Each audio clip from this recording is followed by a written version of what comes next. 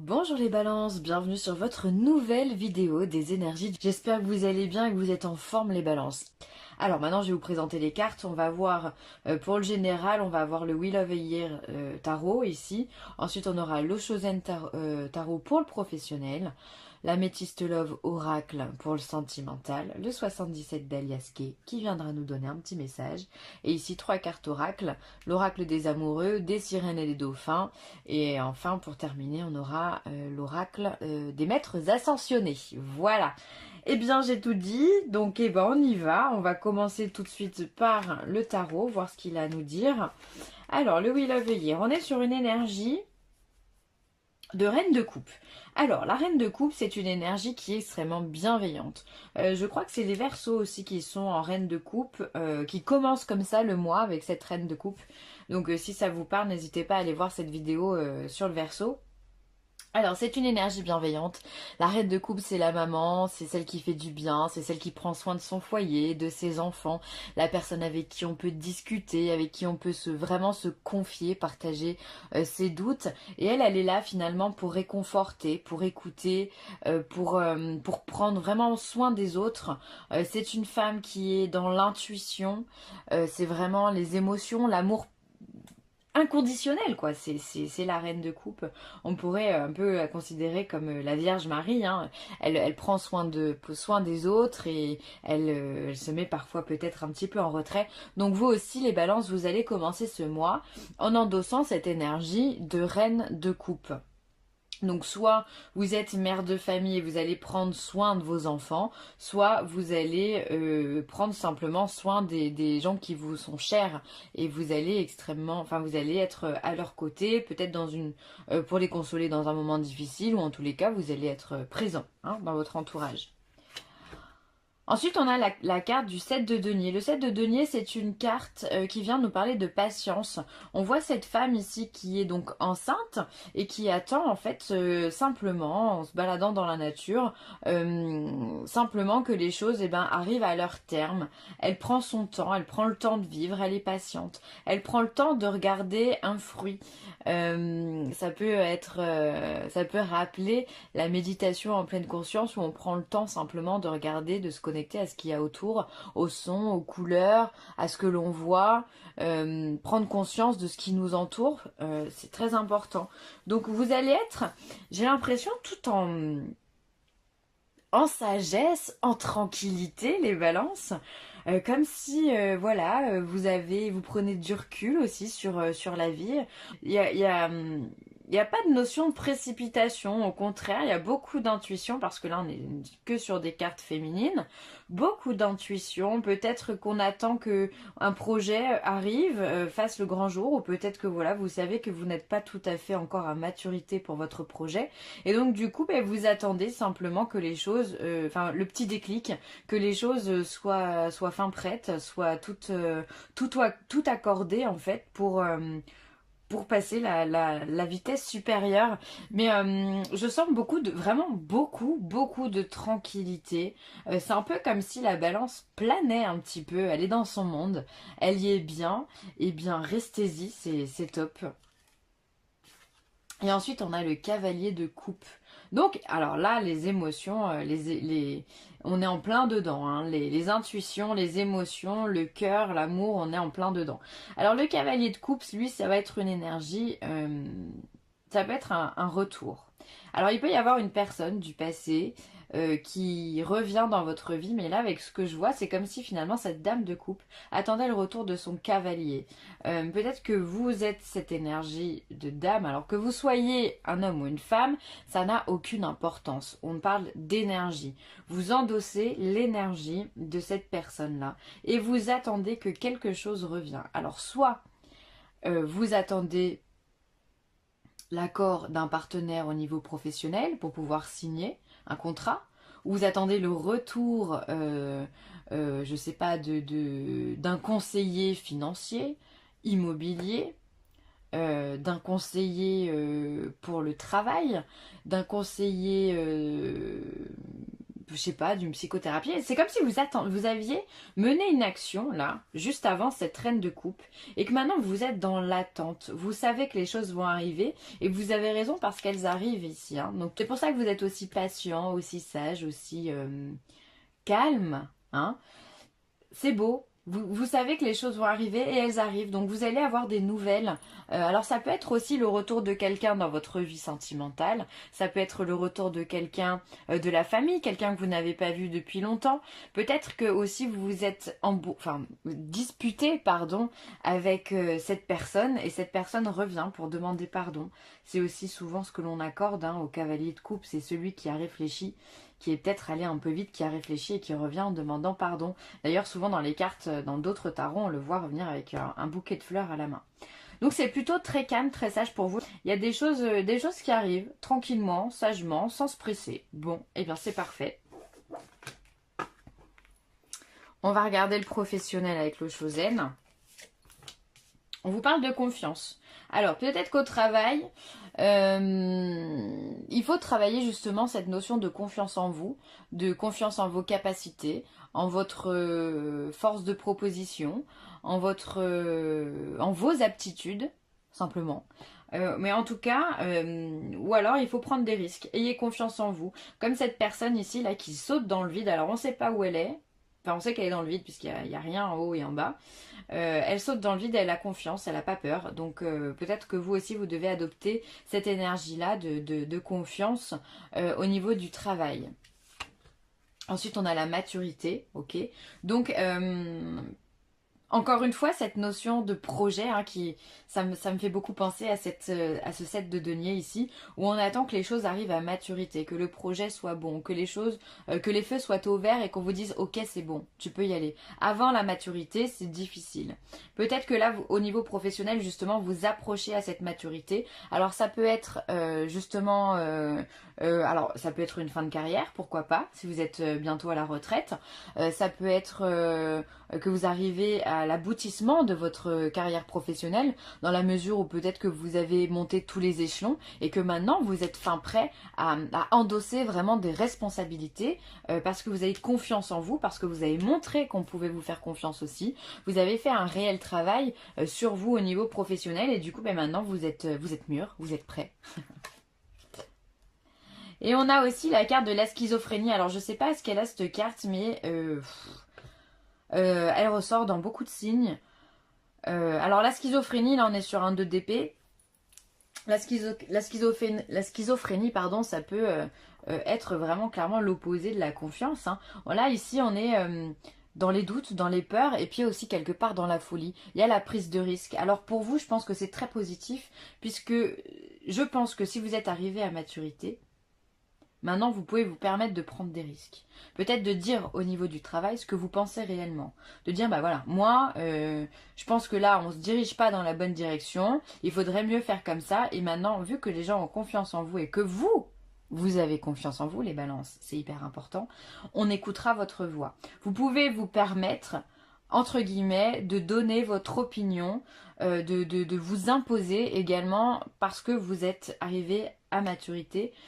Encore une fois, hein, vous avez acquis l'expérience dont vous aviez besoin. Peut-être que ça fait des années que vous êtes dans la même boîte ou que vous êtes dans le même poste. Et maintenant, voilà, vous êtes une personne de confiance. Quelqu'un à qui on vient de demander des conseils pour avancer. Donc, vous pouvez vous permettre les balances. C'est une carte très positive parce que là, on vous demande finalement... d'avancer et de vraiment de dire les choses et de les assumer et d'avoir ces responsabilités là, hein, de se dire bah allez, moi je m'en fous, j'ai plus rien à prouver à personne, je pense que là on n'est pas bon, faut le dire, voilà. En tous les cas, au niveau professionnel on vous fait confiance, ça c'est top. Et ce qui est encore mieux, vraiment, qu'on vous fasse confiance c'est bien, mais que vous fassiez confiance c'est encore mieux.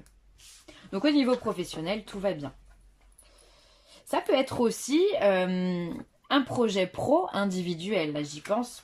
C'est-à-dire qu'on se met à son compte et qu'enfin on se décide de se lancer dans le vide. C'est-à-dire qu'on a confiance en projet qu'on a fait, on l'a mené à terme, on a réfléchi à tout ce qu'on pouvait faire, à ce qu'on avait envie de vendre, à ce qu'on a envie de proposer. On a mis en place le business plan, l'étude de marché, tout ça c'est concret. Et maintenant, ben, on a l'argent qui va avec. Enfin, bref, le projet est abouti. Et maintenant, enfin, on peut se lancer. Parce que pour être à son compte, il faut être quand même un petit peu schizophrène en disant tout le monde va me suivre. C'est avoir ce grain de folie, quelque part, bah, pour le coup, ouais, non, je vais rester sur le mot grain de folie, c'est mieux. De se dire, allez, je me lance et on verra bien ce qui se passe. Et finalement, on saute dans le vide. Ça peut vraiment parler aussi, résonner dans ce sens-là, les balances, si vous êtes en train de monter votre projet. Hein. Donc là, c'est cool. Franchement, vous avez un bon tirage. Hein.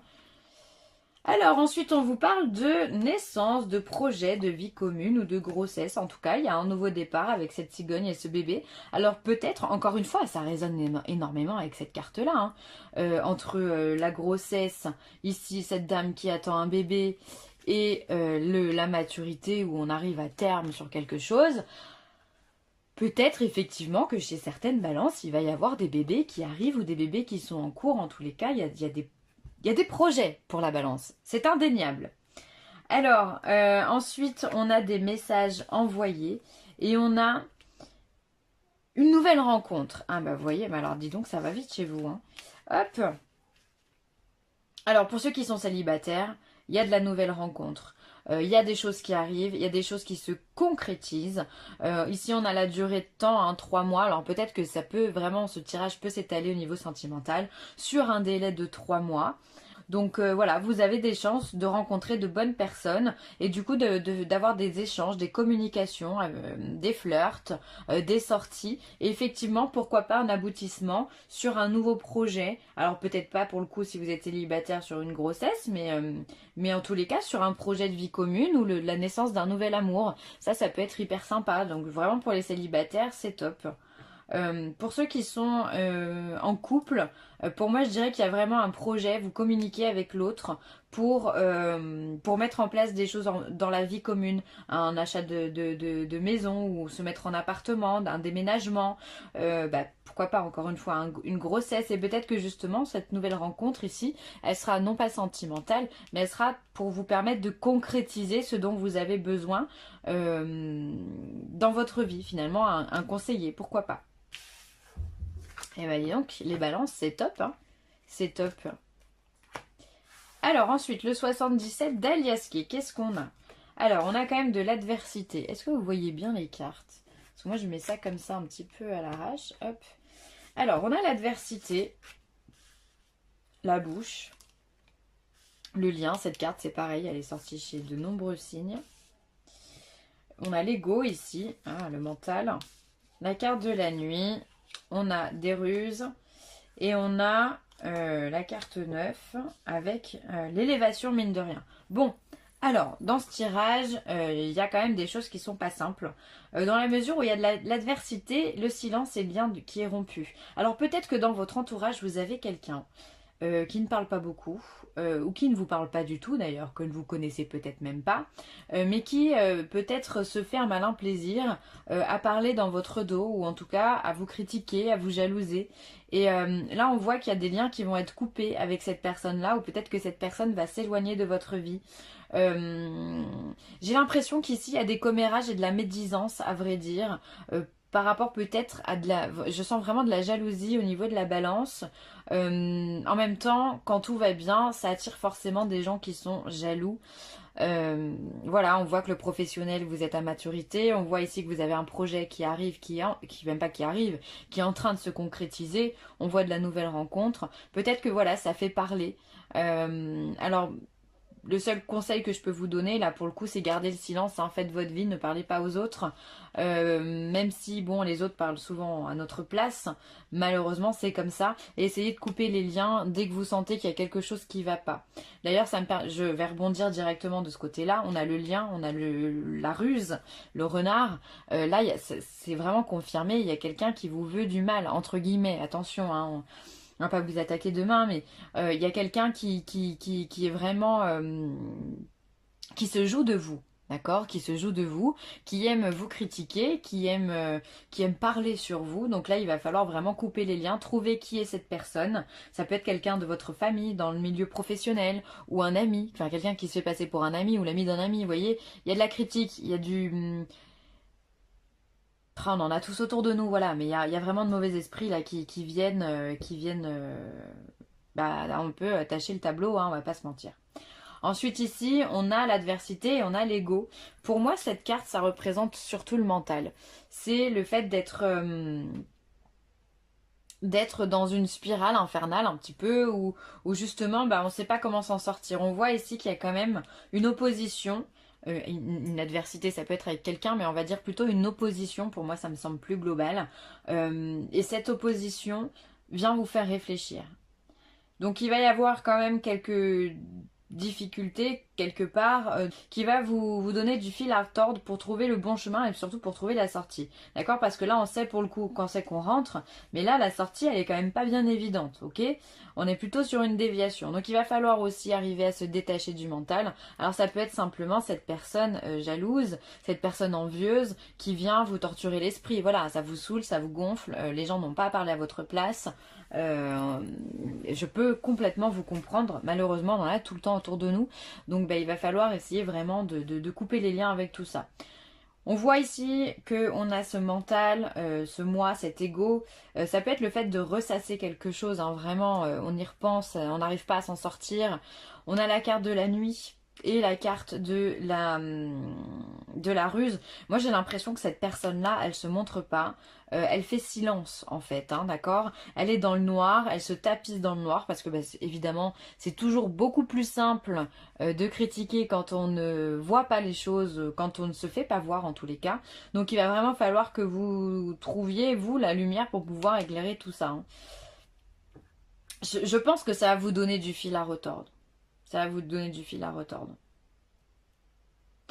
Après, peut-être que le domaine de la nuit aussi, le moment de la nuit peut vous aider justement à réfléchir, à prendre du recul. Voilà, on se met dans le noir, tranquille, et on réfléchit, on médite. Ça peut vous permettre de vous aider par rapport au fait de trouver une solution sur cette personne-là qui peut bien vous vouloir des commérages, vous vouloir du mal, entre guillemets, ou en tous les cas, vouloir votre échec. Hein, et il y en a beaucoup des gens comme ça, malheureusement. Bref. Il va falloir éclaircir ce tableau, les amis balance. Ensuite, on a le silence, on a la nuit et on a l'élévation. Pour moi, ici, c'est un appel très profond à la prise de recul, à la tranquillité, à la méditation. On fait silence, on se tapit dans le noir et on évolue, on monte les marches. C'est vraiment le fait de se recueillir avec son côté yin, son côté